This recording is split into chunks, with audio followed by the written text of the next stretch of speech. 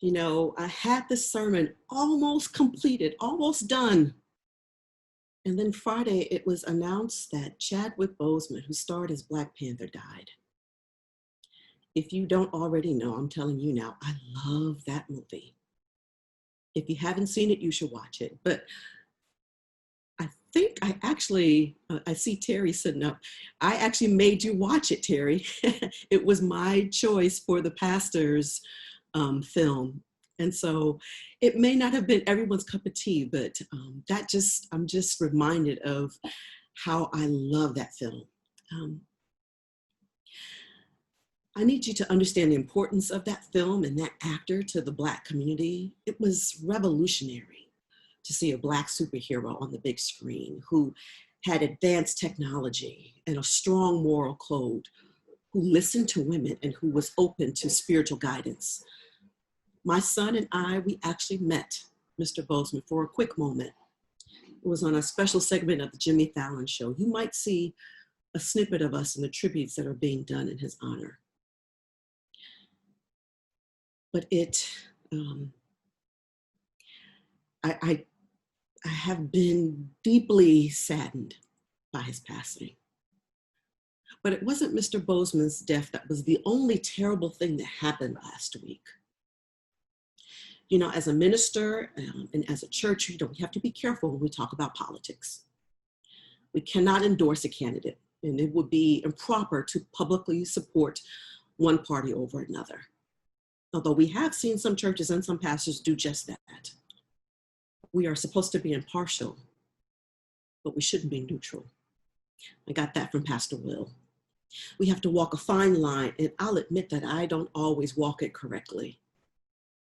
I found it increasingly harder and harder to be less than candid about the racist violence and the alternate reality that's being promoted in Washington. Because, beloved West End, we saw last week a group of people gathered who are okay with my oppression, who are satisfied with the mistreatment of people, who want to endorse policies that make the world less safe for all of us. And as the mother of a Black son who was as old as Tamir Rice and who approaches the age of Trayvon Martin, I cannot mince words anymore. Like the prophet Jeremiah said, it's like a fire shut up in my bones. My emotions are raw.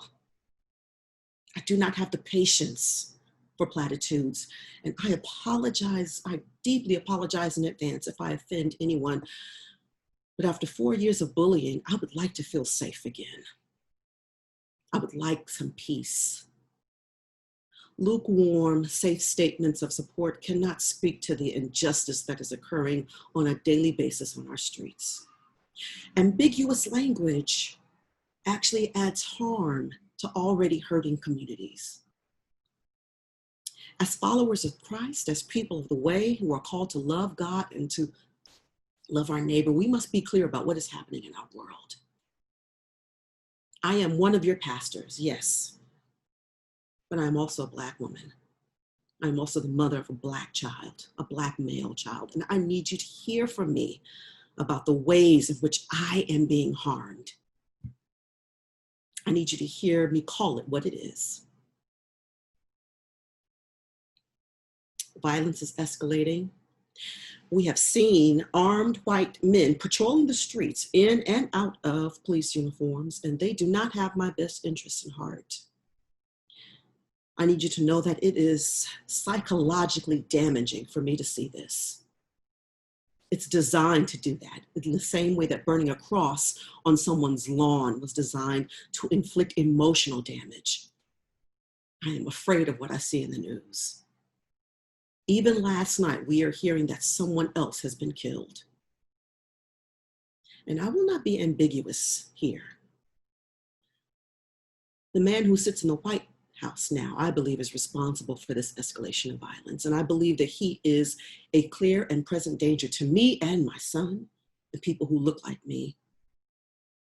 He has been aided and he has been supported by politicians, from children separated at the border to labeling cities and states that they don't like as inferior or somehow not deserving of adequate resources or support, to the lies about how serious this pandemic is, they are all complicit.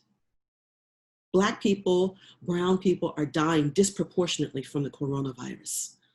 And we make up a large percentage of the workers who are being forced to go back to work. As a country, we are being deliberately terrorized.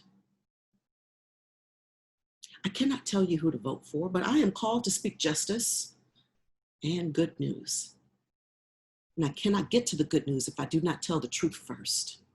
I stand on my faith and the teachings of Jesus Christ, who gives me confidence in my words, because he was the original truth teller who advocated and who fought for the marginalized, the outcasts. Jesus was the one who hung out with lepers and tax collectors and sex workers, and who was willing to lay his life down in the service for those truths. But truth telling has always been dangerous. I am willing to take that risk. I would imagine that Paul, who was the author of the letter to Rome that was read earlier, would understand how I feel now. Paul was a Roman citizen, after all, and the work that he was doing was often in direct opposition to the sovereignty and the control that Rome wanted all of its citizens to respect. By the time he writes this letter, he has been working for about 20 years. He's been establishing churches, he's been setting up staff, he's been raising money.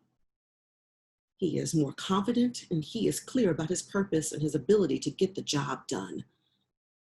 He has seen some things, but I would imagine that he is tired. He has been jailed and he's been persecuted and mistreated. He has lived under constant threat, moving around always with a watchful eye, probably never letting his guard down. The book of Romans, this letter to Rome, is one of the last, or maybe even the last, authentic letter from Paul that was written to the various churches that he started. It was written around 58 CE, that's Common Era. It's a letter to the church that he started in Rome, and each of these letters was to a different group of people, and they were addressing particular issues. It is doubtful that they were meant to be read together or as one cohesive body of writing. And since they address specific issues, they were probably never meant to be used as blanket, general, or one-size-fits-all good advice. But in this particular section of his letter, despite his circumstances, Paul is offering just that, good advice. If we just look at the verbs in this section, hold fast, love, outdo, serve, rejoice, persevere, contribute, extend, bless, live, leave room, we can see all of the teachings of Jesus. We can clearly see the two mandates: love God with all of your heart and all of your soul and all of your mind, and love your neighbor as yourself. It's all right there. Just look at the verbs. And they're not just actions, they are outward focused. Love, outdo, serve, contribute, extend, bless. Those are things that you do for others. And it is that doing for others that we can really drill down on in this moment. Because even with all of the things that's going on in the world, one way to keep the despair and the anger at bay, or to change it into something useful, is to do something for someone else. There's so much that you can do. Things that we can do as a church and things you can do on your own, ways in order to get involved to make this world a better place, to make the country a safer place. Even if you are safe and comfortable, there's things that you can do to make the world a better place for those who are not safe and comfortable. There are big and small projects, gestures, actions, words. One of them is actually going to be sent out in our newsletter tomorrow. It is an open letter to city officials expressing support for compassionate, inclusive solutions to the housing issue on the Upper West Side. And so there are still postcards and phone baking and all sorts of things that you can do. It doesn't matter how small it is. In fact, it's the small things that we are all counting on. It's the conversations that you have with loved ones about what's happening around the country. It's the language that you use when you're talking about people of color or Black Lives Matter or discussing accommodations for people with disabilities or people struggling with addiction,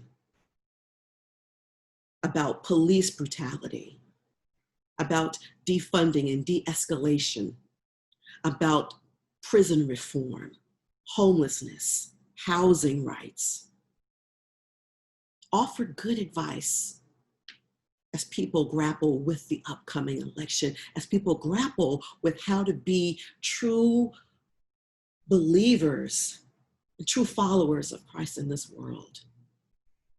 We are reminded from these texts that our struggle is not new. Paul's voice and the psalmist's voice echoes through time to us now. Do not be overcome by evil, but overcome evil with good. There is ancient wisdom there from people who have felt the same sense of urgency and dread, and who also saw just the faintest glimmer of hope that maybe soon all will be well. As I close, I want to leave you with one more piece of advice. You didn't really think I was finished talking about Black Panther, did you? In the movie, you will hear Chadwick Boseman's character, King T'Challa, say Ibambe often. It's a Kosa word that means hold fast or hold the line. We can do that, can't we, West End? Yes, we can, because we don't hold the line by ourselves. We know that we are supported in the work of love and justice by God. We are supported in the work of love and justice by Jesus, by the work that he did. We've got the words, we've got the blueprint already. Ibambe, hold fast, love, serve, rejoice, persevere, contribute, extend, bless, live, leave room. That's good advice. Ibambe, all will be well. Now let the people of God and the followers of the Rabbi from Nazareth say amen.